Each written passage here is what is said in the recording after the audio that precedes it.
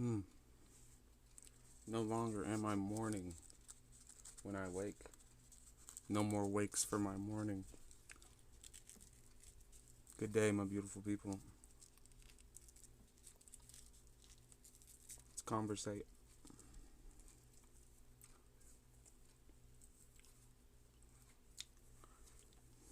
How do we start reprogramming our mind?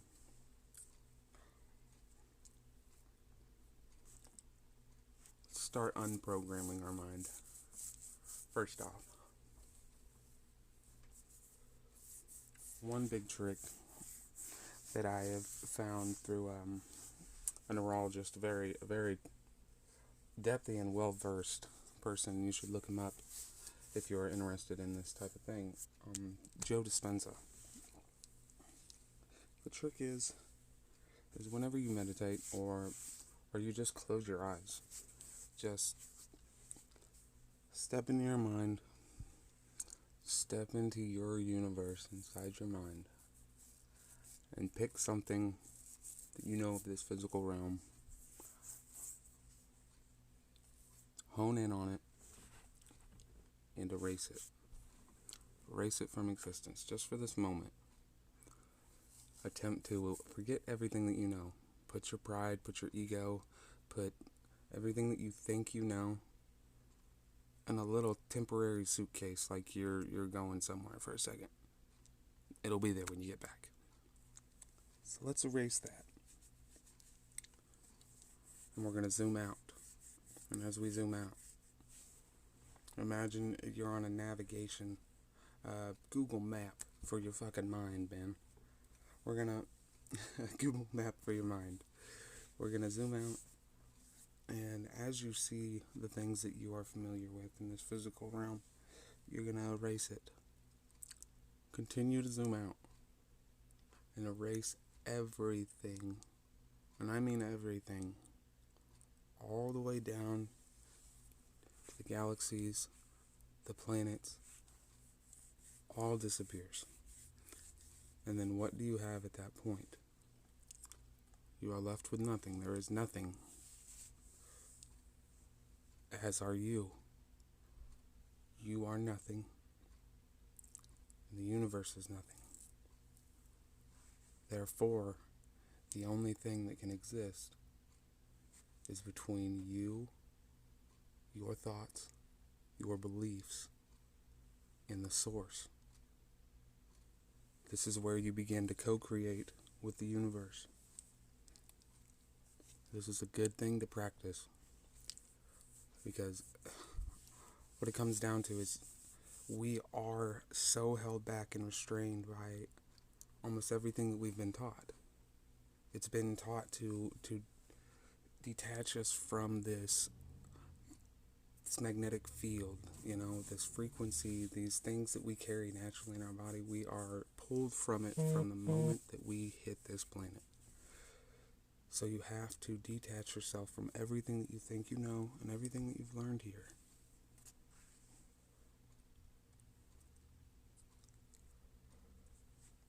That is where you will begin to reshape your reality. And this is possible.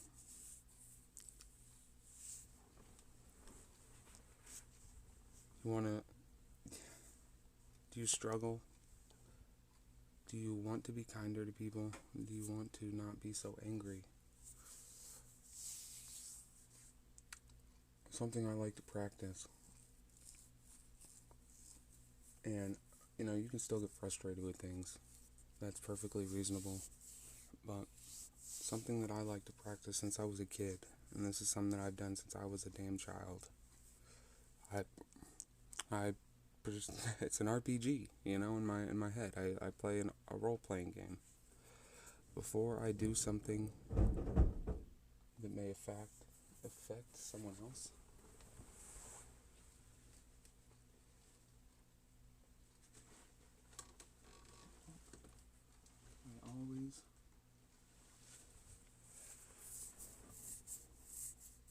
I take myself and I put myself in the shoes of the person who would be impacted or affected by my decisions.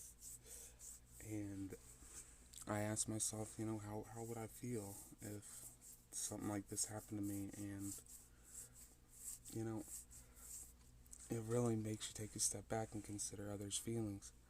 It starts with understanding the mirror effect.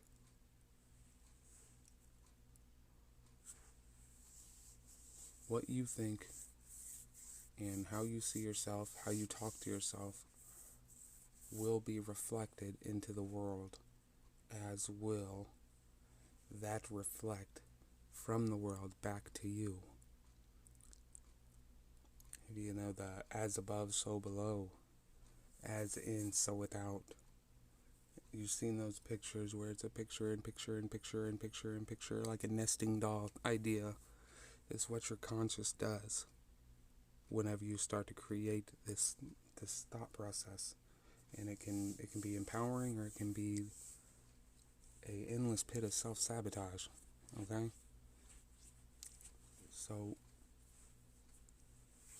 always ask yourself, why am I responding this way?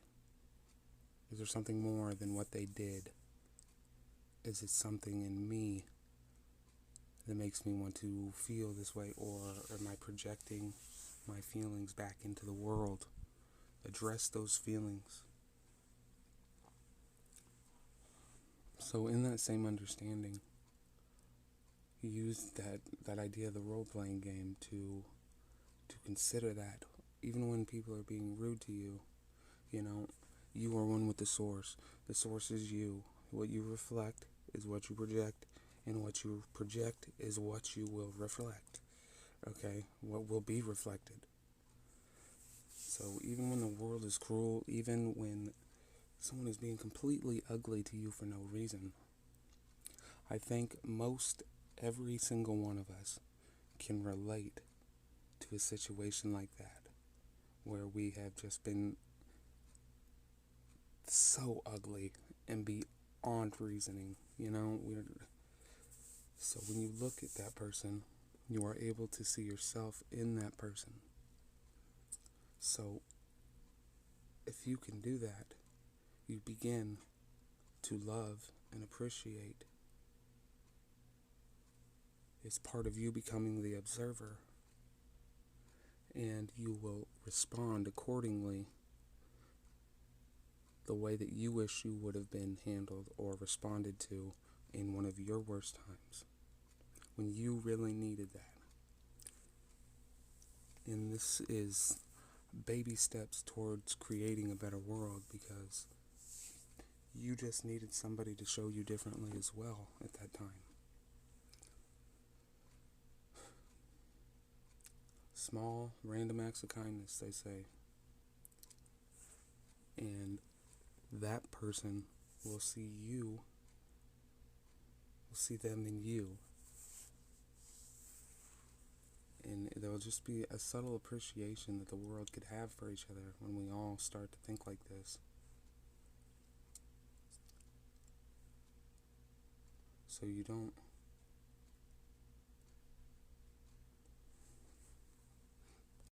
I look at it like this.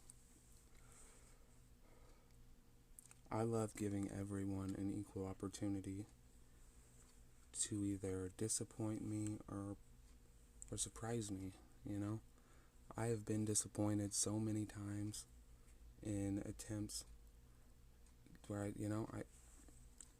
what is the worst that could happen other than being disappointed again?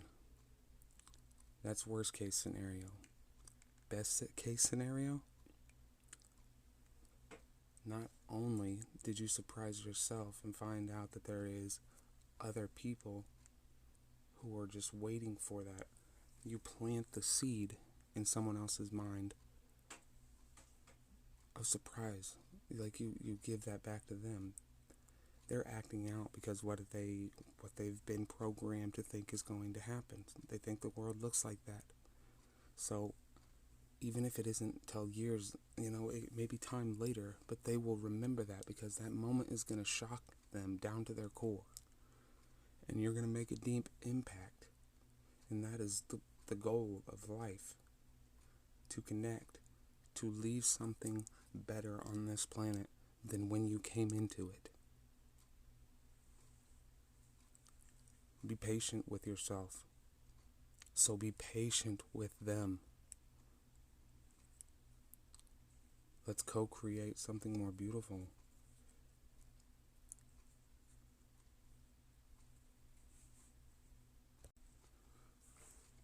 And don't get it twisted.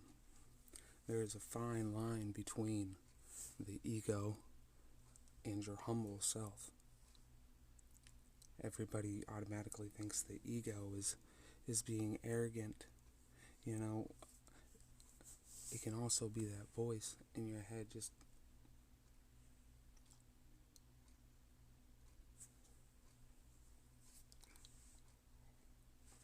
to say that you're so humble. It's an infliction of ego. I mean, give yourself an opportunity to see something that you did wrong in situations, even when you feel like the other person is the one that is in the wrong. You have to be willing to consider, even if everything they did was poor, and not to discredit you, but pick into situations and ask yourself, did you respond the way that you would have liked to? Is there room that you could try to evolve? The moment that you blame someone else or something else on your problems, you immediately stop yourself from being able to grow yourself. Always ask yourself in these dark situations, what is there to learn from it? Because the moment that you see something that is left, then there's no loss.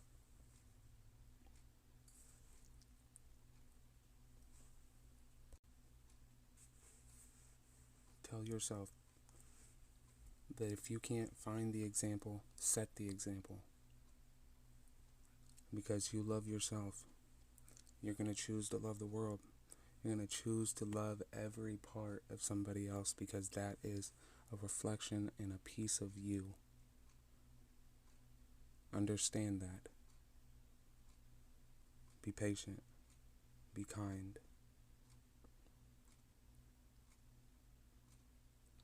Show yourself. Show that self right there. That you will be different. And your world will change. Your world will be different. I really appreciate you guys listening to me. And I hope that there's something you can take from one of our conversations. Know that every time that I talk, I think every time I meditate or I try to heal or breathe positive energy back into the air or take the pain of the world, I close my eyes, I think, I travel across this planet. I see every age, from old senior to young infant, in pain, every ethnicity, every animal, the planet screaming. I picture all the world's pain. I do not single out. I do not leave out anything. Try that. See yourself in everything. And treat yourself kindly. And the world will reflect something beautiful. Be kind, my friends.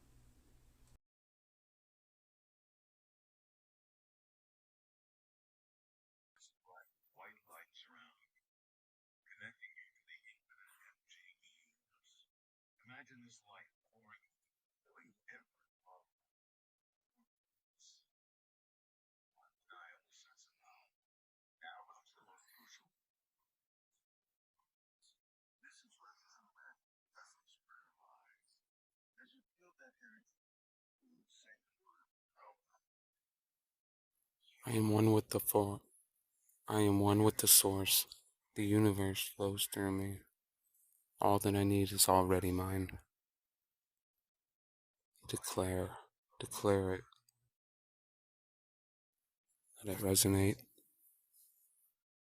You're powerful. You're so much more powerful than you realize.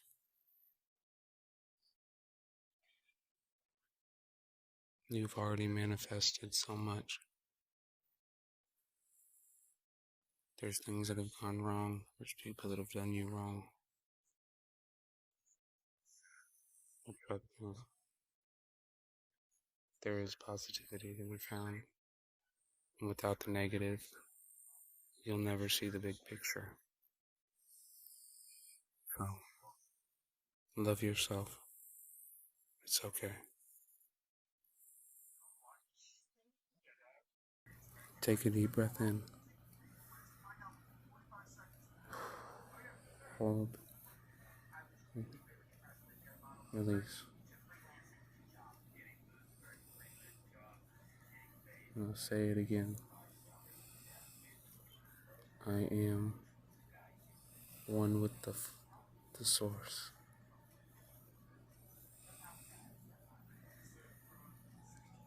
The flow of the universe shines through me. Visualize what you want, you already have. What you want is already yours. Just go get it. Time is simply a way of organizing experiences, not an external force controlling my life. Not an external force controlling your life. There is no before, there's no after, there is only present. If the future exists as a potential reality,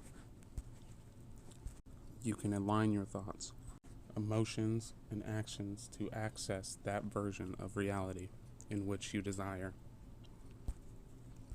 Today I choose to trust the universe in the wisdom it contains. I am open to receiving something even better than I can imagine. Take 3 deep breaths. Place your hand over your heart and ask, what extraordinary possibilities does the universe have in store for me today? Carry yourself with positive and gratuitous expectation for what is already to come. During the day, practice quantum pauses. Every 2 hours, pause for 30 seconds.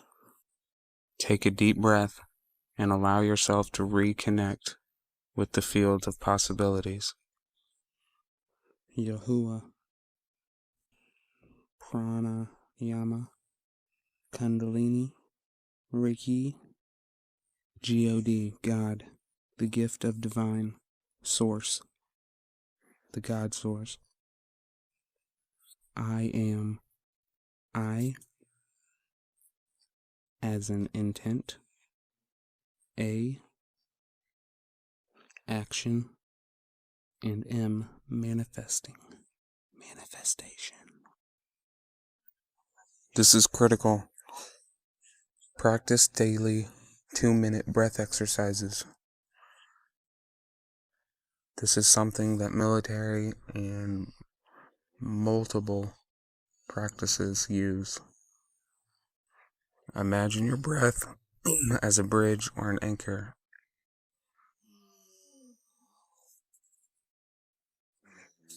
One breath technique is to inhale until your stomach rises, as does your chest after, and without pause. Don't force, but release your breath back into the air. And then without pause, breathe back in through your nostrils. And continue this in through your nose, out through your mouth for at least 2 minutes or until you start to feel your energy change. If you start to get emotional, this is necessary. This is a good thing. You're releasing energies that don't serve you. Another breathing technique is breathing in forcefully as if you were trying to fill a balloon, and without any other step, While you're still holding that breath in, breathe in again sharply through your nose.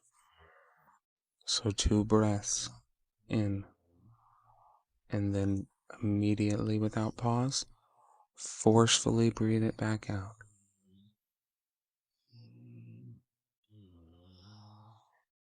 Try that until you start to feel a resonance. This is a very powerful and commonly used technique.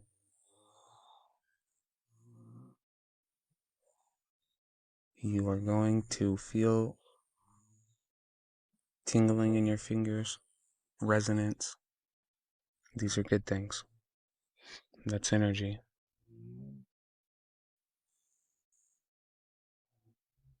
Your intervention or your awakening, your connection will not come in the form of words. It will come in the form of a gentle nudge, an intuition, a sudden idea. It is good to practice journaling for these profound ideas and manifesting. This will be the bridge to your subconscious. Just like habits form quicker than you realize, with these tools, you can rewire your mind and your conscious and the way that you think in as little as 20 to 22 days. But it really takes dedication. But it really does work. Set yourself a 1 week trial just to test it in 3 weeks. So week 1, focus on awareness. Spend the week observing the patterns that surface during your breath work. Don't try to change them yet. Just acknowledge them without judgment. Week 2 would be release. Release focus on the things that you need. Let's focus on letting go. To work on our beliefs and letting go of the beliefs that don't serve us, along with the emotions or memories that no longer serve you. Imagine you are a balloon filled with this light air, light. These things are holding you down. Combat your journaling practices to process these releases. And week 3 is reprogramming. We want to begin replacing all of our old patterns with new, more empowering, confident building things that make you feel better. For example, if you uncover a fear of failure, replace it with affirmations like I am capable. It seems silly, but the smallest things usually have the most profound impact. The beliefs that we have, or doubts, usually stem from the things that we have been told through repetition. So it's not silly to consider trying our own affirmations. Repetition. Say, I am capable, and every challenge is an opportunity for growth. There is no failure, only opportunities to learn. You never lose when there's something to gain. I am changing. I am confident. I am choosing to see things differently. Again, repetition. The secret to success is consistency. And each step is just like a baby learning to walk. It seems slow, frustrating, but once you get moving, you will project yourself forward so fast into a completely new world. Your subconscious is the ultimate force, the ultimate source. So you need to embrace these challenges. It holds the answers to your deepest questions. and the strength to your most profound weaknesses. It's the key to life. You always wanted. Open up and adore it. Integration. Take it one day at a time, and remember, every breath is an opportunity. Your subconscious and your conscious are only divided by a wall. Open up a door. Love yourself. Be good to yourself, guys.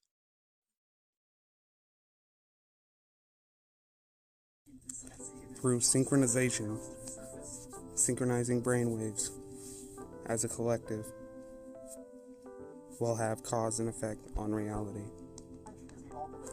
Knowledge is the ultimate power, and through history it is proven so. Whenever the collective, 50% of the population, starts to become educated or synchronized with their brainwaves, that's why our government and dictators, such as, like to keep us illiterate or away from free information. The control of population is based on the few having discretionary information over the many. You could call it the government or maybe even administrations. Admittance. If everybody had access to the same information or was thinking the same things or knew what everybody else was thinking, do you think everybody would be rich? Do you think everybody would be working? Do you think the governments would have power or this subjectiveness over us if we knew everything they were doing?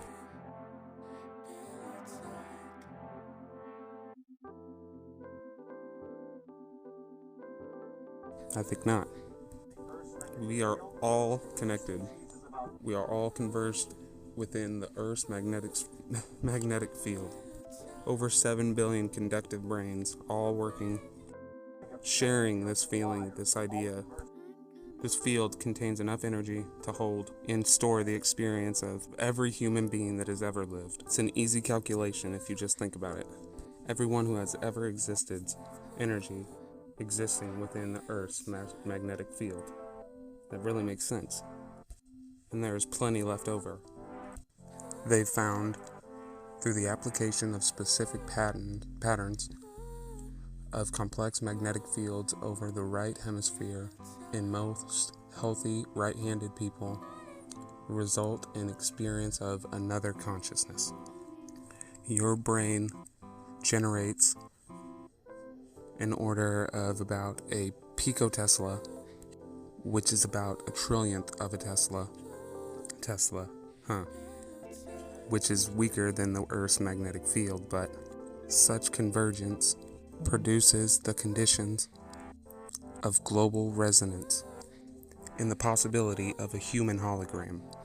So, like basically 7 billion brains immersed in the universe, in the magnetic field, all with similar intensities, which all equal to the sum equal to the individual equal to the sum, which sets up the conditions for the hologram.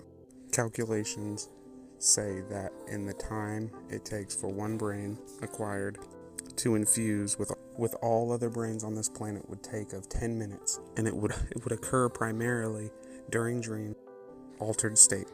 Studies all from Dr. Persinger, a scientist neurologist in which the CIA would not like us to know of. So with that synchronization between us and the universe, its magnetic field being so strong to hold the energy of all that has ever existed is within our grasp and just sitting waiting for our brains to consciously be aware of and seek, and is influenced by this field, which leaves the potential for a global resonance where we could all sync at the same time, reconstructing what would be reality for the individual. So in his experiment documents that one action in one brain could have effect through all within a time frame of 10 minutes, especially during dreams, which would make sense of the construction of time along with the sleep schedule. In the experiment, people who were dreaming in one room were able to describe the pictures that someone was looking at and observing in another through what is called geomagnetic activity. So are we influencing each other's dreams from a distance? And also then, could we access all information directly? An example comes from the experimental study, which, remember, the most important philosophy that human beings has ever developed is science and the methodology of science. The most powerful and most potent tool has been experiment. Experimental study, remember, the most important philosophy that human beings have ever developed has been science and the methodology of science. The most powerful and potent tool has been the experiment. This is an experimental kind of study, and where individuals who are dreaming in one room and simply engaging in ordinary dreaming in another room, a person is looking at a picture, a target, a picture. And what we find, and this is the work done at the Maimonides Dream Hospital, or Dream Studies, what we found is that when individuals are dreaming and someone in another room is looking at a picture, under certain nights, when you look at the dream content, is exactly what the picture was the other person was looking at. And it's so obvious, not only does the dreamer know, but if you gave the description of the dream and a series of different pictures and said, pair the dream content with all of these pictures, they'll pick the exact picture that was being concentrated upon. Notice that the black circles indicate that when the geomagnetic activity was quiet, very, very quiet, that's when the dream content of the dreamer corresponded with the details of the picture upon which the other person was concentrating. So think about that. Every time that you're sleeping near someone, are they influencing? So why doesn't this type of thing happen more commonly? Or is our brain more like a television remote, just randomly surfing channels until randomly synchronized with the source? What would happen if a procedure was developed that would allow access to whole information, like all of it? This is occurring at a very long wavelength of about 40,000 kilometers, or just about perimeter of the planet. In other words, the signal from the movement of our body will travel around the world in about 1/7 of a second through the electrostatic field in which we are embedded. Such a long wavelength knows no obstacles. Its strength does not attenuate much over large distances. Naturally, it will go through just about anything: metal, concrete, water, and the fields making up our body. It is the ideal medium for conveying a telepathic signal. As us being interconnected beings, if the question is, can the ability to access information at a distance be trained? The answer would be yes. Look up Ingo Swann, a CIA operative, who can provide more information for you on that one. 7 hertz over the right hemisphere. Again, the right hemisphere, the one involved with dreaming. Again, the right hemisphere, the one involved with your dreaming. This is the same frequency that the entire Earth generates. His accuracy less when there were geomagnetic storms and the Earth's magnetic field was disturbed. So if the magnetic field was disturbed, he lost the ability. When you lost the connection, you lost the ability. He had 3 channels, okay? Notice the red arrows, those are 7 hertz. This is a unique pattern. You don't find it very often. And the number of these patterns were directly related to how accurate the right hemisphere, the more accurate he was. Your brain has a natural frequency. Guess what it is? 7 hertz. Maybe that has something to do with this is a personal take, but maybe that has something to do with 7 often being represented as a lucky number. A simple calculation of the circumference of your brain, 7 hertz. So whenever there is geomagnetic storms and such like that, there is a disruption and it breaks the waves in between. We're not the only species like this. Fish also often communicate through electrical signals, the geomagnetic signals that they generate. So geomagnetic storms would interfere, even thunderstorms will interfere, such as loud noise, having massive noise so that their behavior is distorted. Scores a universal principle.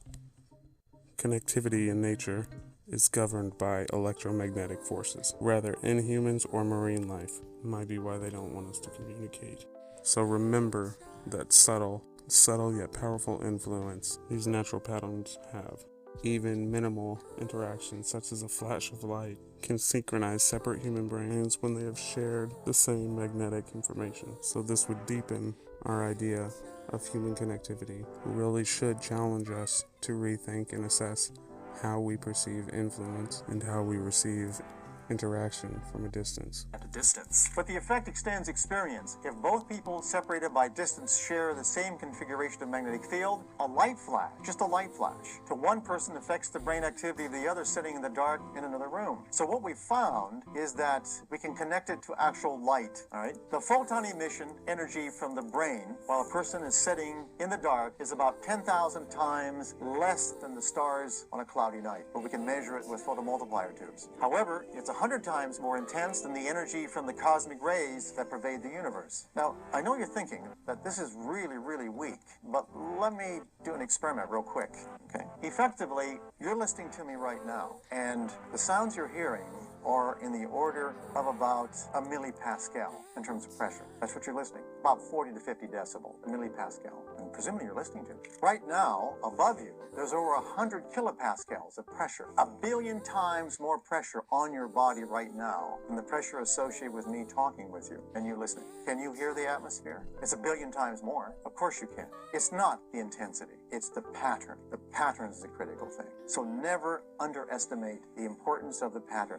It's not the intensity. And furthermore, if we take something like this, like one of these nice little cinnamon, this is a microjoule, which means that energy from dropping that right now would be enough to light up every eye of every human being on this planet. The critical thing is the energy and the pattern that detects it. Never think bigness is important. So, here's what happened. It would be enough to light up every eye of every human being on this planet. The critical thing is the energy and the pattern that detects it. Their bigness is important. So, here's what happens. If, for example, we have one person in one room having a flashing light, another person in another room completely in the dark, and they only share the magnetic field, a special kind of configurational magnetic field that produces a synthetic consciousness, making both brains the same. When there is no flash in the other room, this person has theirs on the left, that's what's coming off the side of their head. If the person in the other room is seeing a flashing light, an ordinary, dull, flashing light, the person sitting in the dark, their brain also generates light because they're connected, even at a distance. Let's pause for a moment and really think about what we've just uncovered. It's fascinating to see how a simple flash of light in one room can affect a brain sitting in complete darkness in another room. This isn't just a quirky lab experiment. It's a glimpse into the invisible threads that connect us. This opens up some wild possibilities, doesn't it? Our brains aren't just sitting silently in our skulls. They're actively engaging with the world through a mesh of geomagnetic fields. This kind of connection suggests that we're all part of a larger network, influenced by the same natural rhythms that pulse through the Earth. So, what's next? How can we use this insight? Let's hear Dr. Persinger. Is there evidence of information transfer? We are now measuring photon emission from the human brain. That's how we think it's working. And you can see, if we take you, for example, and we ask you to sit down inside of a quiet room, and on the left hemisphere, the left side of the brain, right hemisphere, right side of the brain, notice that when the person is simply relaxing and just thinking about casual thoughts, on the other hand, if on they focus, you say, okay, now I want you to think of white light. Just think of white light. That's all you have to do. Notice the left hemisphere doesn't do anything. The right hemisphere, if you're relaxing, doesn't differ. The vertical axis is the amount of energy, and I can tell you what it is. It's about 10 to the minus 11 watts per meter squared. But notice on the right hemisphere, when you ask a person to just think of white light, notice that under focus on the right hemisphere, there's almost a doubling of output. That's right. And now we know in neuroscience that it's very likely, Bocan and other people have actually shown this, that there's light emission from retina, that when you're actually thinking about white light, there's just not action potentials and neurons firing. There's actually photons being emitted within your brain, actual photons, and we can measure. Shock and awe. The chakra. Let's delve into that a little. I recommend raw. No, I raw. Your 7 chakras. Again, going back to that lucky number 7. Let's discuss mantras. What you have to understand is everything is split up into so many different beliefs for a reason. To keep you from obtaining your ascension. So, monks, they have their mantras. There's Lam, Ram, Nam, Yam. As in Om, Lam, Ram, Yam. This is one way to activate the pineal gland. Because when you're using your voice, you're using one of the most powerful tools you have. This is why chanting is so important. 7 days of the week, named after the 7 planets, 7 gods, 7 chakras. Your vocal cords are Horus, your larynx is Osiris, your lungs are Isis. Your vocal cords, the word of God, just like Jesus, the Father, the Son, and the Holy Ghost.